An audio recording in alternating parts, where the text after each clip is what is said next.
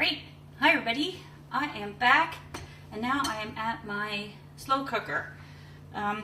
So remember all this goodness that we made over there? I'm just going to dump it in. All it is, it's like the onions are really soft and the peppers are really soft and the bacon's really crunchy. And if any of that fat from the bacon gets in here, oh no! Yeah, it's okay. You don't have to, I didn't drain any of it. I didn't put it on paper towels or anything. There's not that much fat and it's a big pot of soup, like whatever. Fat is delicious. So I just toss that in there. And then I have, oop, everything's falling down. Then I have my homemade chicken stock. You can use box stock.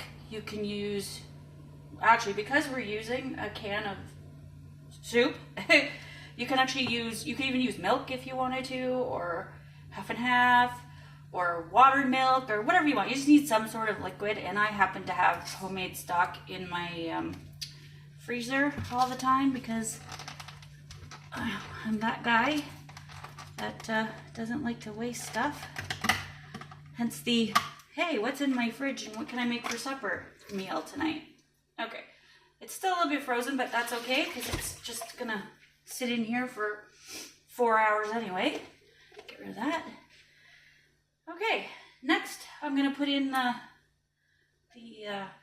can of soup. I've got cream of chicken.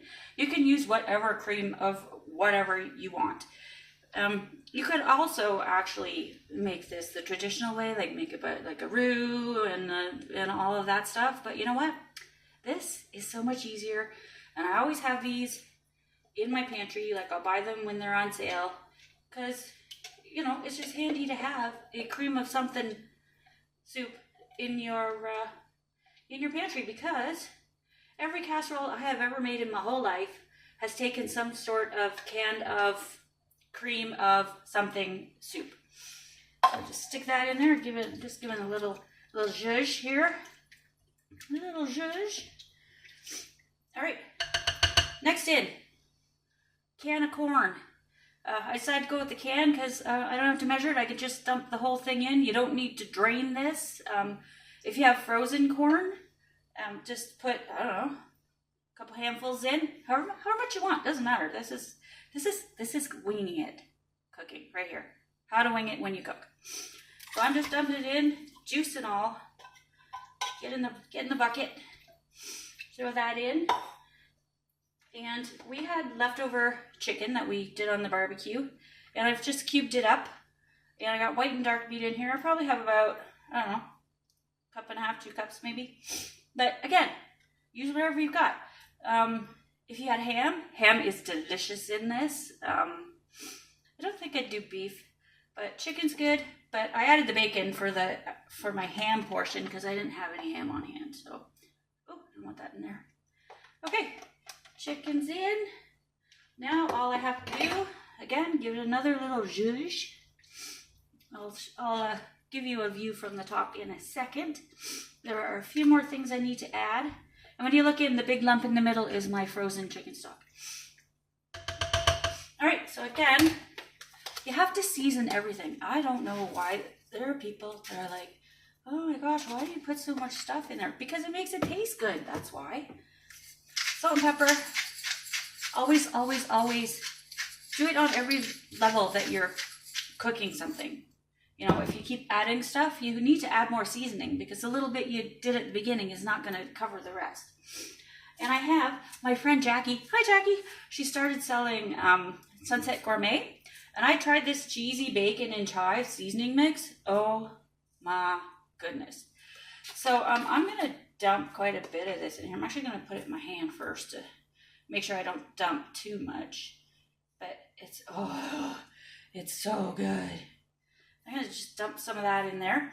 But if you wanted, you could add, well, whatever you want. If you had some garlic and herb seasoning, or I don't know, whatever seasonings you like. If you have fresh herbs, which I have out there, and I will probably add near the end of cooking. Yeah, by the way, if you use fresh, don't put them in right away because they just turn out looking black and horrible. And they lose all their flavor. So you kind of add those at the end. But yeah, use whatever flavoring you like. Oh, you know what I forgot to add? Hang on one sec. Oh, if I can find it, my husband hit it. Okay, here we go. We're in business. I need a little spoon. Another little cheater thing. I always have these giant jars of minced garlic in my fridge because I'm lazy and sometimes don't feel like chopping garlic. So yeah, so I'm just gonna take a little bit. Like I'm not gonna take a whole lot. Like maybe a tablespoon. Maybe toss it in there,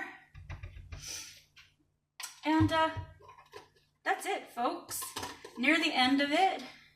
If it's not thick enough, it's pretty thick right now actually, but if it's not thick enough, I'll probably just add. I have some half and half in my fridge, but you could add just milk, whatever. Yeah, that's it. Okay, let me move this out of the way. And reminder, big brown lump on the side is my frozen chicken stock, so don't think it's something weird. Okay, let me grab my phone. And I'll show you what's in there. Look at that goodness, you guys.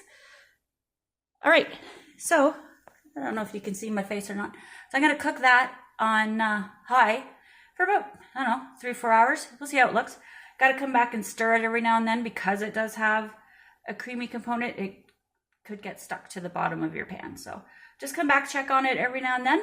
And when the product's done, I will take a picture and post it for you all to see. Thanks for watching.